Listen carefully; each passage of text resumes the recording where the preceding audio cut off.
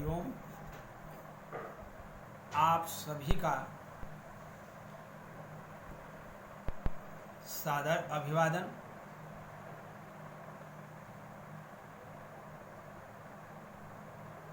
कोविड-19 यानी corona virus की दौर में मैं असिस्टेंट प्रोफेसर रामजी यादव, आदित्य प्रकाश Jalan teachers training college कुदलुम Ranchi से और आप लोग को बहुत बहुत धन्यवाद, जो कि इस महामारी के दौरान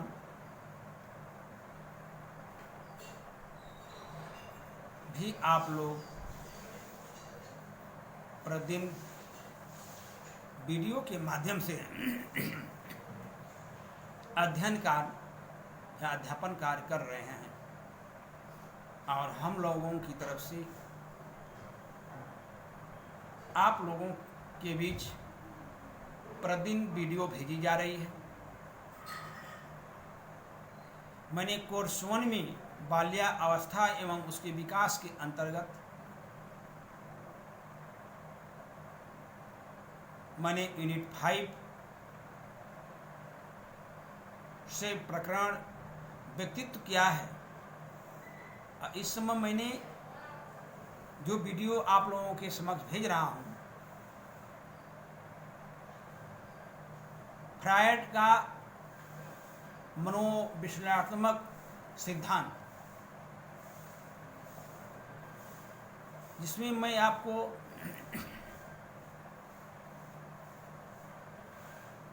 फ्रायड ने जो मन की 3 बातें बताया था, चेतन, अर्धचेतन और अचेतन,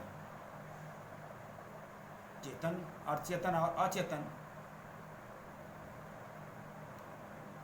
फ्रायड ने मन की जो 3 बातें बता के स्पष्ट बताया कि वास्तव में एक व्यक्ति के व्यक्तित्व में ये सब सारे गुण विकसित होते हैं। इसको मैंने पिछली वीडियो में जो आपको भेजे हैं उसमें क्लियर कर दिए हैं कि फ्रायड का मनोविश्लेषणात्मक सिद्धांत क्यों प्रसिद्ध है, क्यों पढ़ा जाता है, उसकी विस्तृत व्याख्या आप लोगों के समक्ष मैंने भेज चुका हूं। आज पूर्व ज्ञान से जोड़ते हुए फ्रायड ने मन का जो गत्यात्मक पक्ष है, वह मन का गत्यात्मक पक्ष एवं व्यक्तित्व की संरचना कैसे की जाती है, किन किन आधारों पर की जाती है, इसकी भी चर्चा एक आध पॉइंट का मैंने आपके पिछले वीडियो में किए हैं, लेकिन वह पूर्ण नहीं हो सका समय के अभाव में। इसलिए आज मैं आप लोगों के बीच मन का गत्यात्मक पक्ष जो है फ्रायड का और उसका व्यक्तित्व संरचना क्या है, उसमें मैंने एक चीज बता चुका हूं, जो कि मन को पता इदम अहम परा अहम, ईड ईगो सुपर ईगो, मैंने ईड की बातें आप लोगों के समक्ष रख चुका हूं, इसलिए उस पर विशेष बातें चर्चाएं नहीं करेंगे। आगे मैंने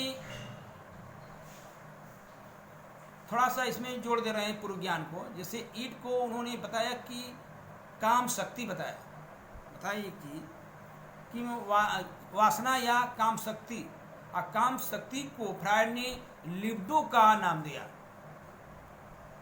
काम शक्ति को एक नाम देगा कि लिबिडो। इदम का अर्थ भी उन्होंने शारीरिक और मानसिक दशाओं को से उत्पन्न करने को कहा कि उत्पन्न होती है, और उसी क्रम में लिबिडो की बातें कहते हुए आज मैंने यहाँ अहम की बात करेंगे, ईगो की बात करेंगे। ईगो क्या है पहले समझिए। ईगो ईड और सुपर ईगो के बीच ये पुल का कार्य करता है। जब मैंने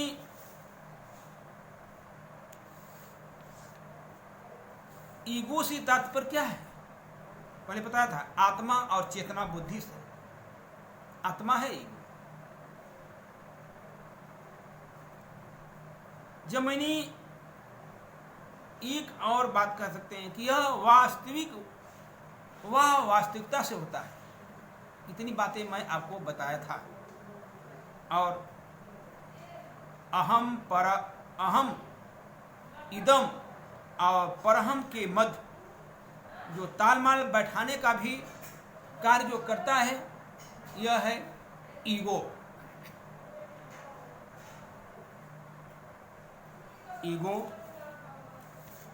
ईगो का विकास मतलब अहम का विकास व्यक्ति की जीवन काल से होता है।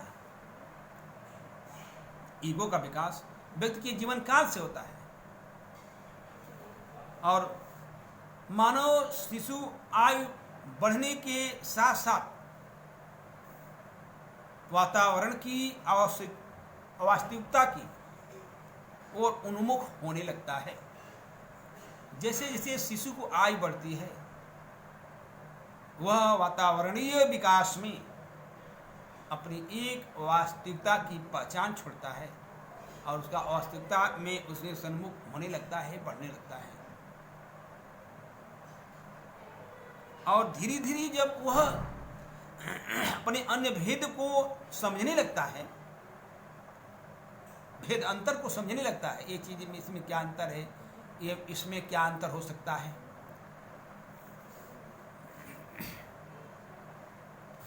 अगर अहम इदम का ही एक विशिष्ट अंग या रूप होता है।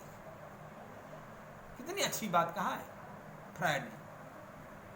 ईड जो है वह अहम का ही एक विशिष्ट अंग है। हम ईगो इदम का जो एक विशिष्ट अंग है इसको हम अलग नहीं कर सकते। हर व्यक्ति में ये तीनों चीज सबसे महत्वपूर्ण रूप से पाई जाती है। ईड, ईगो, सुपर ईगो। व्यक्ति के मन किसी कार्य को करने के लिए दोनों बातें कहता है। अच्छा कार्य है तो मन एक कहता है कि करो, तो उसमें दूसरा मन ये भी सोचता है कि करने के बाद कहीं उसमें दोष न निकल जाए, तो मना भी करता है। लेकिन मेरा थर्ड जब पढ़ाएंगे सुपर ईगो तो आपको क्लियर हो जाएगा कि जो चीज़ें हावी होता है वही चीज़ व्यक्ति कर बैठता है, आगे पीछे नहीं देखता है कि पीछे क्या होगा, बाद में क्या होगा, क्या इसके परिणाम आ सकते हैं, इसके परिणाम बुरे आ सकते हैं कि भले, इसको नहीं देखता। जो चीज़ें हावी हो जाता है मन में वो व्यक्ति कर बैठता है। और जब हम वह वातावरण की प्रभाव या कारण को जब विकसित होता है, बाहरी वातावरण का कारण या उसका वातावरण जब विकसित होता है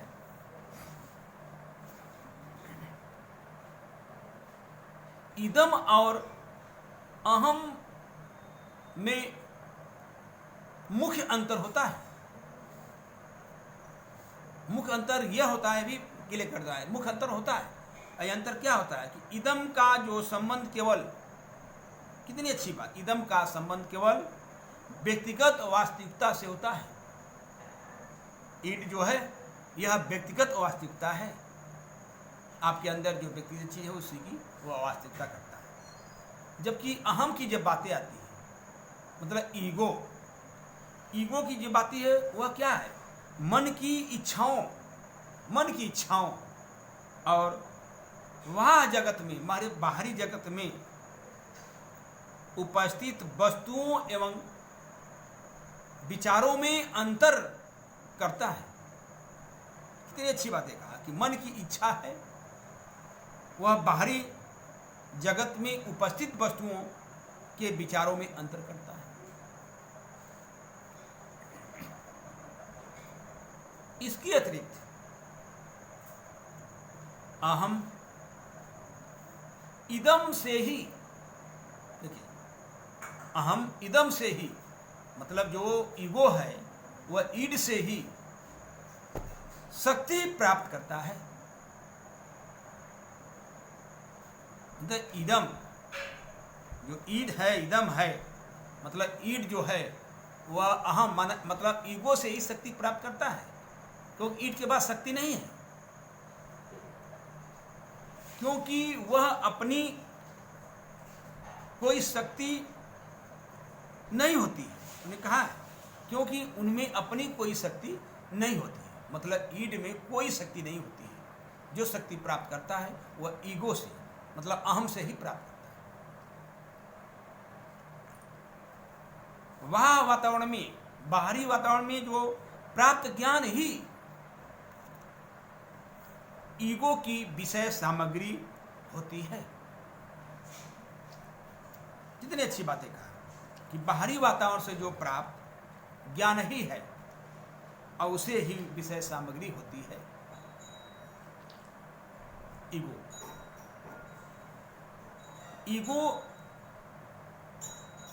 ईगो माने अहम। ये क्या है? तर्क संगत होता है, इसमें तर्क करने की क्षमता तीव्र होती है, तर्क संगत है, तर्क करने योग्य है, तथा देश काल और परिस्थिति से संबंध ही रखता है।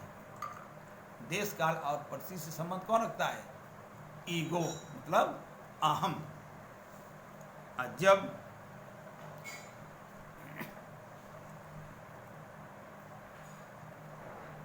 यह अपनी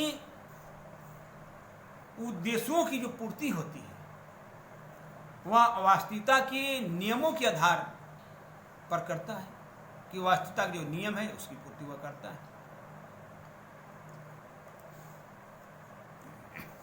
यह इदम के सुखवाद, मैंने पहले बताया था, इदम सुखवाद का विरोधी नहीं है। इदम मन ईड, ईड जो है सुखवाद का विरोधी नहीं है, किंतु उपस्थित परिस्थितियों में ही तात्कालिक तृप्ति में सहायक होता है। सुखदायक का विरोधी नहीं है इदम, लेकिन तृप्ति उसकी जो होती है, सुखदायी तृप्ति जो होती है, परिस्थिति में ही तात्कालिक तृप्ति होती है। अहम मतलब ईगो व्यक्ति की बौद्धिक पक्ष है। जब ईगो की बात आती है तो ईगो व्यक्ति की बौद्धिक पक्ष है, जो तात्कालिक तृप्ति के लिए, तत्काल तृप्ति के लिए उपयुक्त परिस्थिति खोजने या उत्पन्न करने का कार्य भी करता है। तत्काल कोई कार्य करना है तो अपनी परिस्थितियां खोज लेता है और कर बैठता है ईगो।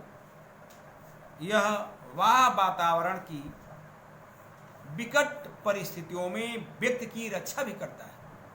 देखिए, बाहरी वातावरण की अगर विकट परिस्थिति है, वातावरण जहाँ दिक्कत है, तो व्यक्ति की परिस्थितियों में मदद भी करता है, उसकी रक्षा भी करता है।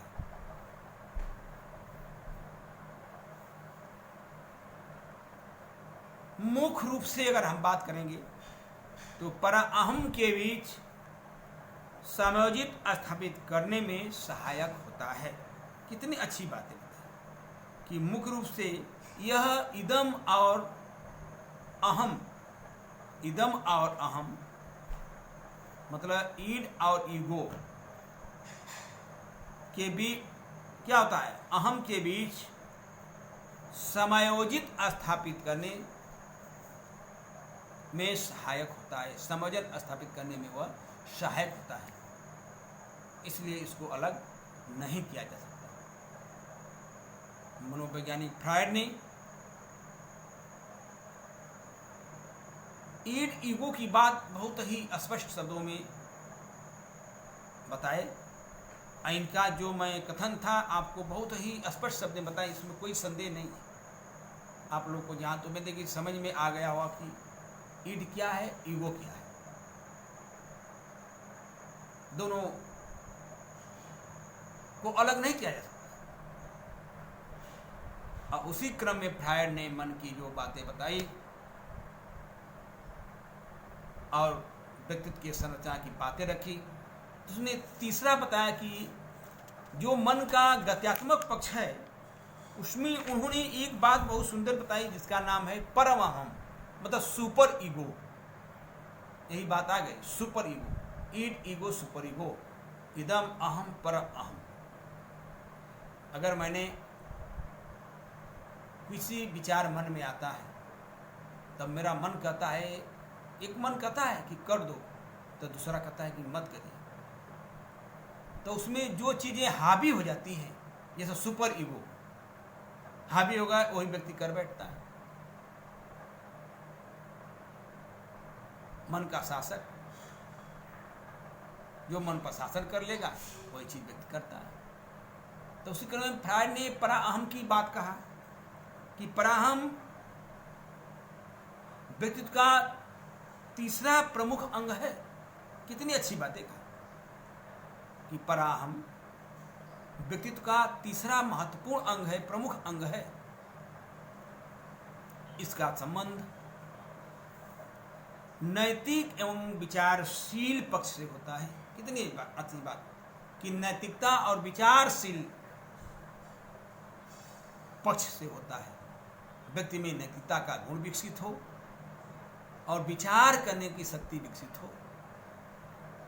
कोई भी कार्य करने से पहले व्यक्ति में विचार शक्ति सबसे महत्वपूर्ण अंग है।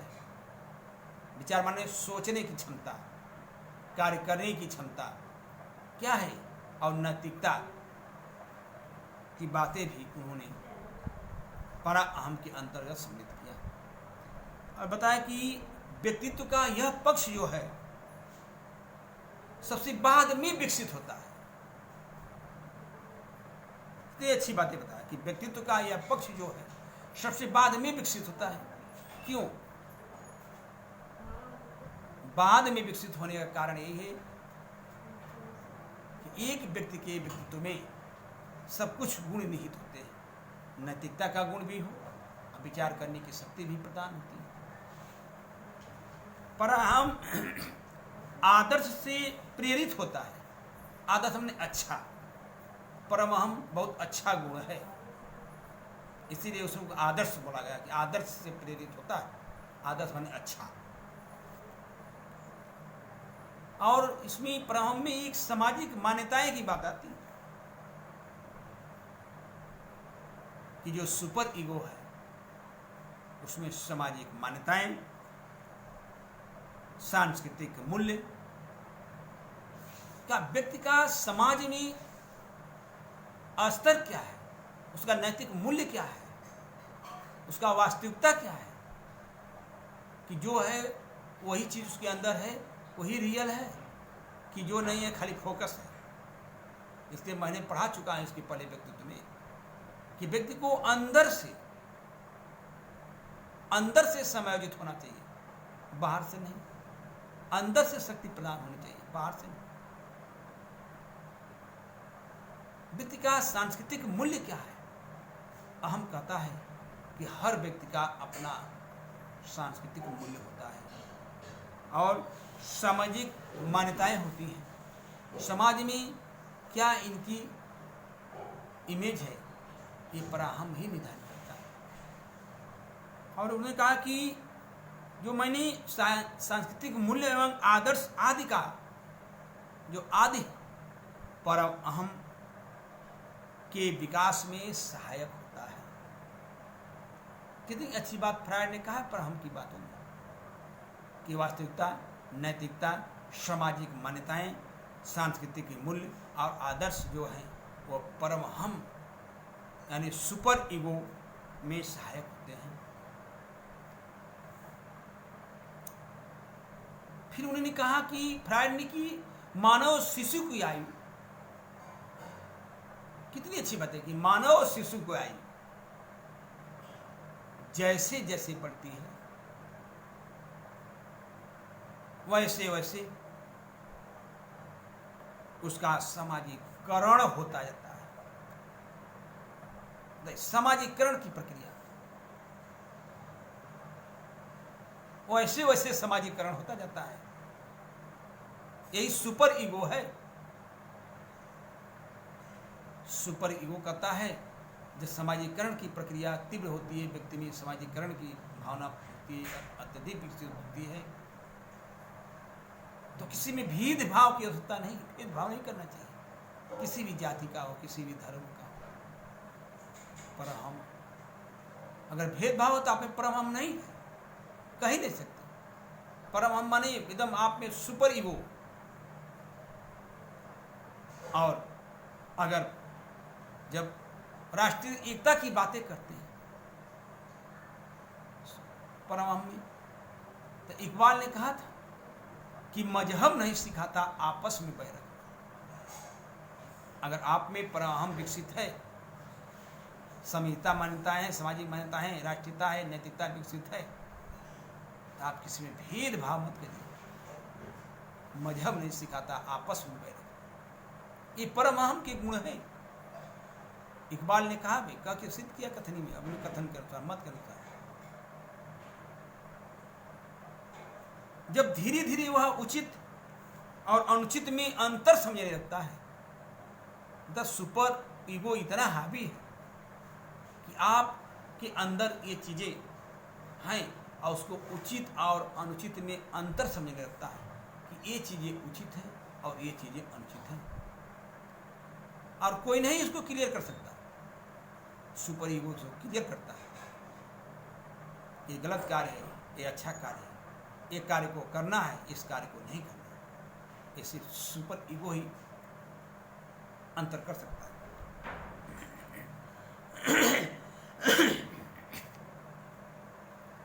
प्राणी एक बात समाजीकरण पर कहा कि समाजीकरण की जो प्रक्रिया की अंतर्गत बाल्यावस्था से ही, समाजीकरण की प्रक्रिया बाल्यावस्था से ही अहम के मध्य, कितनी अच्छी बात है कहा, अहम माने समझ रहे हैं, ईगो, ईगो की मध्य से परा अहम का विकास होने लगता है। उसके मध्य से, उसके माध्यम से, कितनी अच्छी बातें कहा कि बाल्यावस्था से ही अहम के माध्यम से, अहम माने ईगो के माध्यम से परम अहम का विकास होने लगता है। फ्रायड ने इसको असर शब्दों में बताया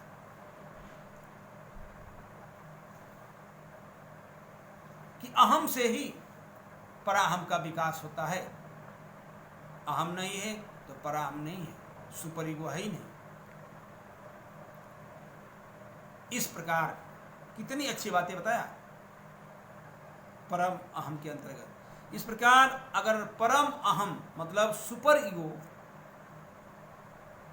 अहम ईगो का सही एक विशिष्ट एवं विकसित रूप होता है। देखिए सुपर ईगो जो है, ईगो का ही एक विशिष्ट अंग होता है, रूप होता है, इसको अलग नहीं किया जा सकता। फ्रायड ने मन के गत्यात्मक पक्ष और संरचना, व्यक्तित्व की संरचना की बातें जब बताई तो उन्होंने एक शब्द बहुत ही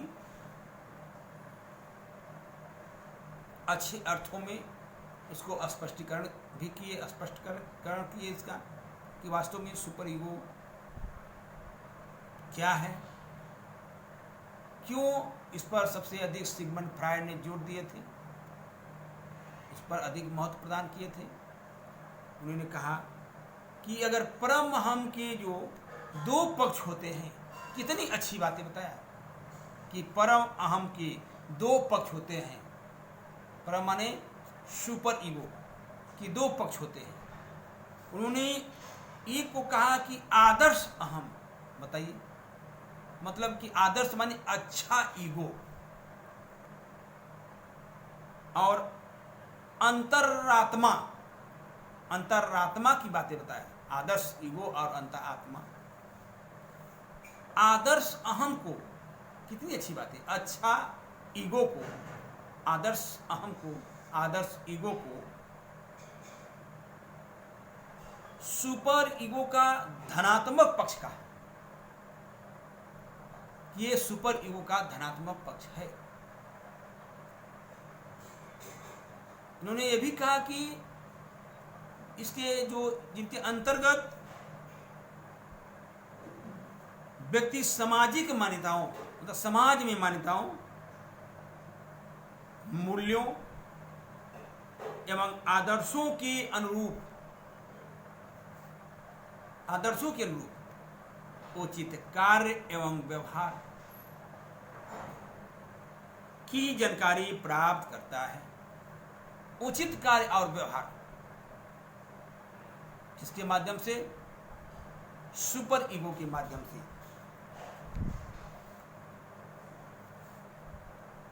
एक बात उन्होंने अपने शब्दों में रखी कि पूर्वजों के जो अच्छे गुणों, जो पूर्वज के अच्छे गुणों एवं अनुभवों को ग्रहण करता है। कितनी अच्छी बातें बताएं फ्रायड ने। जो पूर्वजों के अच्छे गुणों और अनुभवों को ग्रहण करता है उसे अंतरात्मा, परा अहम का निषेधात्मक पक्ष है। दूसरा बताया था ना कि एक अंतरात्मा और दूसरा आदर्श अहम, अंतरात्मा अहम। मैंने कहा कि इसे निषेधात्मक पक्ष कहा, जिसके द्वारा व्यक्ति अनुचित कार्यों को न करने एवं दुगुणों से बचने का प्रयास करता है।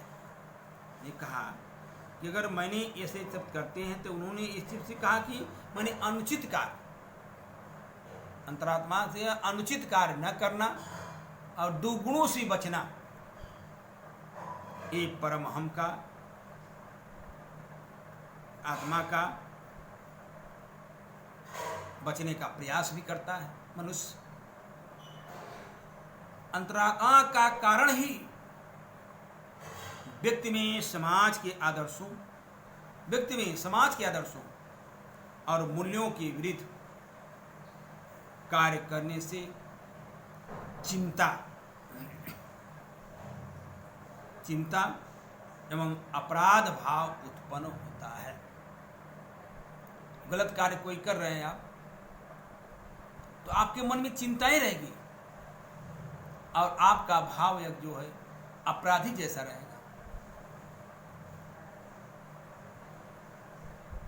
फ्रायड ने इसे स्पष्ट कहा कि परा अहम अगर सुपर ईगो के उन सभी कार्यों पर रोक लगाता है, तो कितनी अच्छी बातें कहा, रोक लगाता है, सभी कार्यों पर रोक लगाता है ईगो के, जो असामाजिक एवं अनैतिक होते हैं, जो समाज के लिए मान्य नहीं है और अनैतिकता का पाठ पढ़ाता है और व्यवहार करता है। ऐसे पर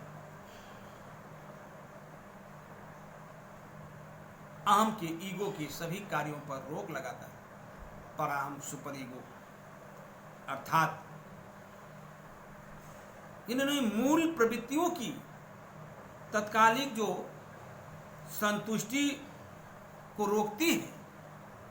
कितनी अच्छी बात कहा कि जो मूल प्रवृत्तियां हैं उसकी तत्कालिक संतुष्टि को रोकना। इस प्रकार पराअहम मतलब सुपर ईगो का ईगो की प्रति लगभग वैसा ही कार्य एवं व्यवहार होता है। ईगो के प्रति सुपर ईगो का वैसा ही कार्य एवं व्यवहार होता है। कितनी अच्छी बात फ्रायड ने लिखा कि सुपर ईगो का ईगो के प्रति ऐसा ही कार्य और व्यवहार होता है। बड़ी अच्छी लाइन लिखा है, जैसा माता पिता अपने बच्चों के प्रति करते हैं। अगर गलत कार्य कर रहा है बालक, तब माता पिता को उसको दंड देना चाहिए, ऐसा ही कार्य सुपर ईगो करता है। पराहम के प्रमुख कार्यों को संक्षेप में बताए भी हैं फ्रायड ने, सिगमंड फ्रायड ने, कि पराहम के जो प्रमुख कार्य हैं, जब उसकी बातें हम करते हैं तो आपको एक चीज़ें 3-4 पॉइंट में क्लियर हो जाएगी। वास्तव में सुपर ईगो पर क्यों इतना अत्यंत जोर दिया, अत्यधिक बल दिया फ्रायड ने। उसके कार्यों जैसे इदम ने अनैतिक, इदम का जो है अनैतिक कार्य, असामाजिक एवं कामुक आवेगों को नियंत्रित करना ईगो का कार्य। इब्राहिम का कार्य कहता है कि ये चीजें करता है, अहम के आवेगों को नैतिकता की बातें करता है कि नैतिकता है, सामाजिक है एवं आदर्श लक्ष्यों की ओर जाने हेतु व्यक्ति को प्रयत्नशील बनाता है, प्रयत्नशील बनाता है व्यक्ति को पूर्ण रूप से सामाजिक एवं आदर्श प्रणाली बनाने हेतु प्रयास करता है। प्रयास करना भी चाहिए। पराहम निरपेक्ष नियोग सिद्धांत से संचालित होता है। कितनी अच्छी बातें बताया, ये चीजें संचालित होती हैं।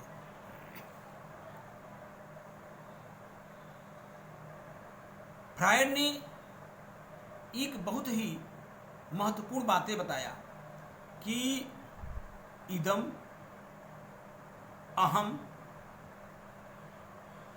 और परा अहम, एक ईगो, सुपर ईगो में जो पारस्परिक संबंध होता है, उस संबंध में उन्होंने व्यक्तित्व की संरचना की बातें भी रखा। आज जो पारस्परिक संबंध होता है तो वो सर्किल के माध्यम से, जैसे इन्होंने एक फिगर बना दिया, गोला बना दिया, 2 गोले, एक गोले बड़ा और दूसरा उनके अंदर छोटा, और सर्किल में वही चीज लिखा कि कैसे उसका पारस्परिक संबंध है। पहले लिखा ईड, फिर ईगो, फिर लिखा सुपर ईगो, मतलब ईद, अहम, परम। बीज को उन्होंने जो अहम बताया कि पुल की भांति कार्य करता है,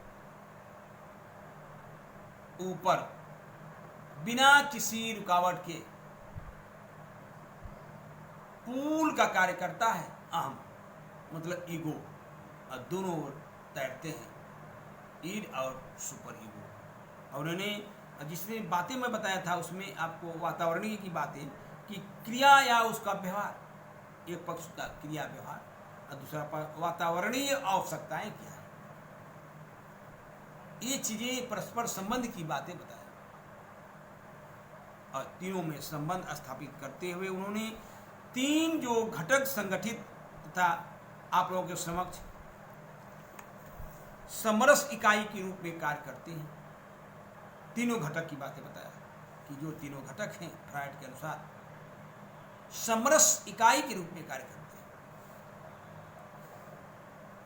तब व्यक्ति अपने वातावरण से सफलतापूर्वक समायोजन स्थापित करता है। व्यक्ति अपने वातावरण के साथ समायोजन स्थापित करता है, यही तो सुपर ईगो है, यही तो परस्पर संबंध है। जब इसके विपरीत हम बात करेंगे, यदि ये तीनों घटक आपस में संघर्षरत होते हैं, तो संघर्ष करते हैं, तब व्यक्ति को आत्मगत एवं सामाजिक दोनों स्तरों पर समायोजन करना कठिन हो जाता है, सामाजिक स्तर पर भी और आत्मगत पर भी समायोजन करना कठिन हो जाता है। इसलिए इस पक्षों में सामंजस्यता बना के ये चलना एक व्यक्ति के व्यक्तित्व का मुख्य समायोजन है। इससे स्पष्ट है कि कितनी अच्छी बात है, इस चीज से स्पष्ट है कि समान व्यक्तित्व वाले व्यक्ति में, समान व्यक्तित्व वाले व्यक्ति में इन तीनों अंगों में पर्याप्त मात्रा में सामंजस्य पाया जाता है। समान व्यक्ति की बातें करते हैं, इन तीनों का सामंजस्य पाया जाता है। किंतु ये तीनों की जब हम बातें करते हैं, ये तीनों घटक क्या होते हैं? ये गतिशील होते हैं, गतिशील होते हैं, निरंतर चलते रहते हैं। जब फ्रायड ने इन तीन घटकों में से अगर कोई एक घटक अन्य दो घटकों की अपेक्षा प्रभावशाली हो जाता है, इन तीन में से किन्हीं दो घटक अत्यधिक प्रभावशाली हो जाता है, तो समन्वय एवं सामंजस्य क्या होता है? बिगड़ जाता है। एक गड़बड़ होगा तो वो उत्तम मतलब निकलता है, लेकिन दो जब गड़बड़ हो जाते हैं, दो असमंजस निकल जाते हैं, तो व्यक्ति के अंदर सामाजिक सामंजस्य बिगड़ जाता है तथा व्यक्तित्व असामान्य हो जाते हैं, व्यक्तित्व असामान्य हो जाएगा।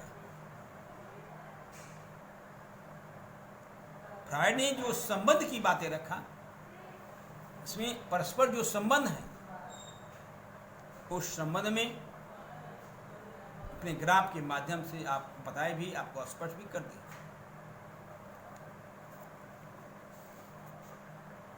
अहम की बातें जो बताया, जिसको मैंने पुल कहा था, ईड, ईगो, सुपर ईगो, ईगो अहम को उन्होंने कहा कि यह केंद्रक होता है, यह केंद्रक है, केंद्र बिंदु है। यह इदम पराहम एवं वातावरण की वास्तविकताओं के बीच सामंजस्य एवं समन्वय स्थापित करने का कार्य करता है। इदम और अहम जो है वातावरणीय वास्तविकता के बीच सामंजस्य एवं समन्वय स्थापित करने का कार्य करता है। फ्रायड ने इस चीज को स्पष्ट कहा। और जब मैंने फ्रायड ने कहा कि अहम जितना प्रबल होगा, अहम माने ईगो, आपका ईगो जितना प्रबल होगा, वह इदम एवं परा अहम के बीच संबंध स्थापित करने में सफल होता है। कितनी अच्छी बातें कहा कि अगर अहम जितना प्रबल होगा, मतलब ईगो कितना प्रबल होगा, तो वह इदम मतलब ईड और सुपर ईगो में संबंध स्थापित करने में उतना ही सफल होगा। फ्रायड का जो मत है, अब फ्रायड ने कहा कि अगर प्रबल अहम, अगर प्रबल ईगो, किसी व्यक्ति में प्रबल ईगो वाला व्यक्ति क्या होता है? यथार्थवादी। ऐसे व्यक्ति यथार्थवादी होते हैं एवं मैं के प्रति अधिक ध्यान देने वाला होता है, मैं के प्रति अधिक ध्यान देने वाला होता है। जब व्यक्ति में इदम प्रबल होता है, इदम माने ईड, जब प्रबल होता है, तब वह व्यक्ति सुखवादी, सुख की बातें करता है, सुखवादी। और क्या? स्वार्थी। ईड रहेगा, स्वार्थी रहेगा, अपने काम से मतलब रहेगा, अपना काम निकला, देश भाड़ में पड़ेगा। तो आपको फ्रायड के नियम से, फ्रायड के सिद्धांत से आपको क्लियर हो जाना है कि आप किस प्रकार के व्यक्ति हैं, ईड हैं, ईगो हैं कि सुपर ईगो। तो स्वार्थी तो एकदम निकाल दिए, स्वार्थी बनना ही नहीं, और स्वार्थी की बातें करते हैं। और क्या होता है कि अनियंत्रित होता है, इदम जो है अनियंत्रित होता है। इसी प्रकार फ्रायड ने फिर बातें कहा, इसी प्रकार व्यक्ति में परा अहम मतलब सुपर ईगो, व्यक्ति में परा अहम अगर प्रबल होता है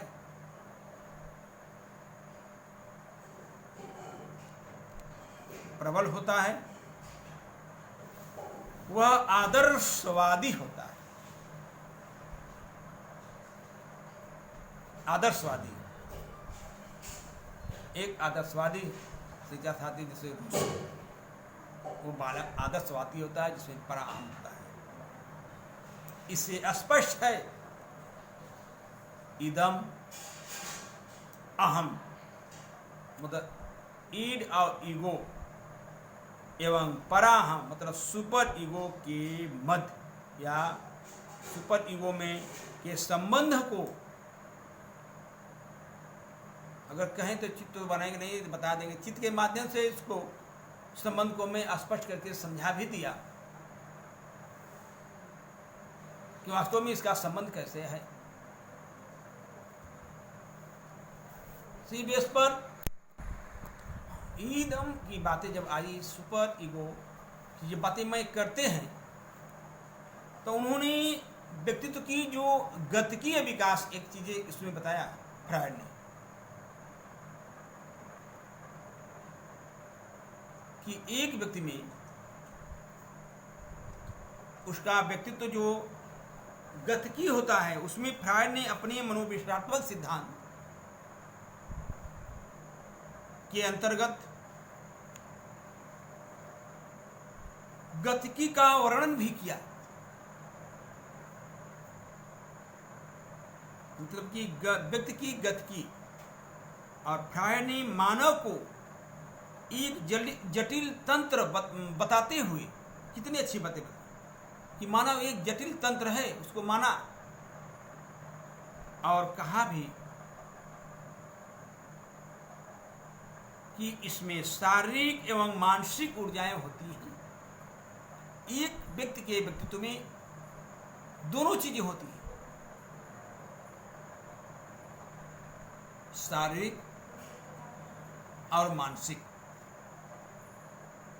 जब मैंने शारीरिकता के विकास की बातें करते हैं, शारीरिक ऊर्जा शारीरिक क्रियाओं करने, शारीरिक ऊर्जा क्या है? शारीरिक क्रिया करने का कार्य करती है। और जब मानसिक ऊर्जा की बातें करते हैं कि व्यक्ति में एक मानसिक ऊर्जा जो मानसिक क्रियाओं को करने के लिए प्रेरित करती है, मानसिक क्रियाओं का कार्य करने के लिए प्रेरित करती है। इसी आधार पर उनको मनोविश्लेषणात्मक सिद्धांत की बातें को कहा कि व्यक्ति में जो मूल प्रवृत्तियां चिंता भी है, उसमें व्यक्तित्व की जो गतिशीलता के लिए उसकी मूल प्रवृत्ति चिंता भी, मनोशक्तियां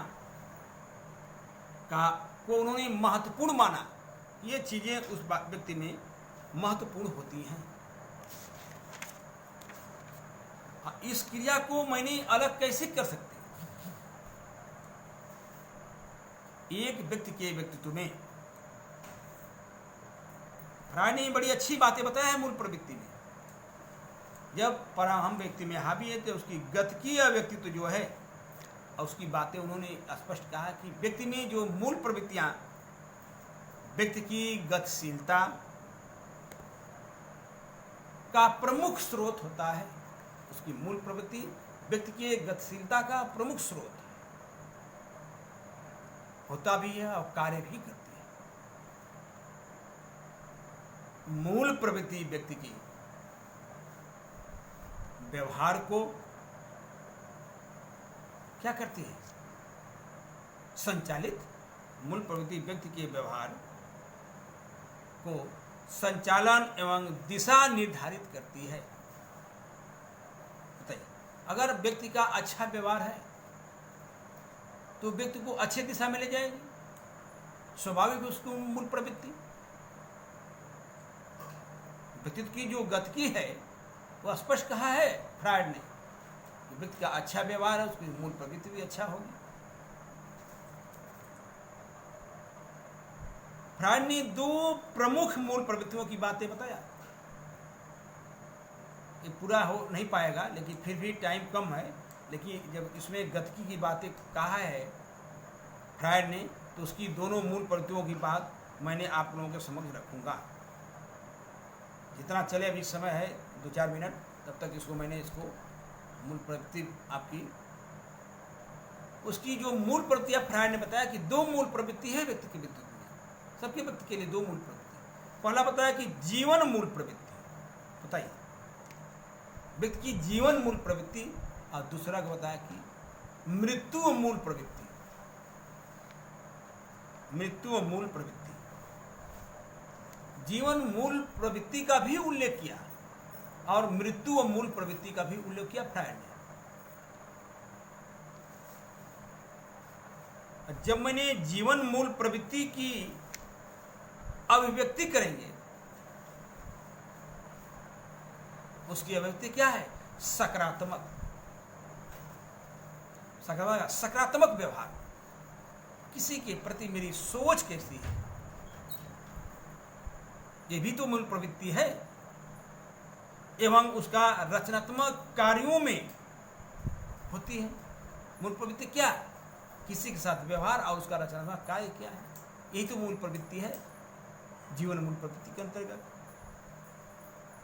फ्रायड ने इसे प्रेम मूल प्रवृत्ति भी कहा है। व्यवहार माने क्या है? प्रेम तो यह है, किसी के साथ व्यवहार करना, यही प्रेम है, यही मूल प्रवृत्ति है। जीवन मूल प्रवृत्ति से संबंधित जो मानसिक ऊर्जा को फ्रायड ने काम भावना, कितनी अच्छी बातें कहा। जो मानसिक ऊर्जा है उसको काम भावना से प्रेरित करने के लिए उन्होंने स्पष्ट कहा, जीवन मूल प्रवृत्ति से संबंधित मानसिक ऊर्जा फ्रायड ने काम भावना कहा। काम भावना समझ रहे हैं? जिसे काम वासना, और कह सकते हैं बहुत अच्छा शब्द में लिबिडो। मनोवैज्ञानिक फ्रायड ने इसे लिबिडो कहा।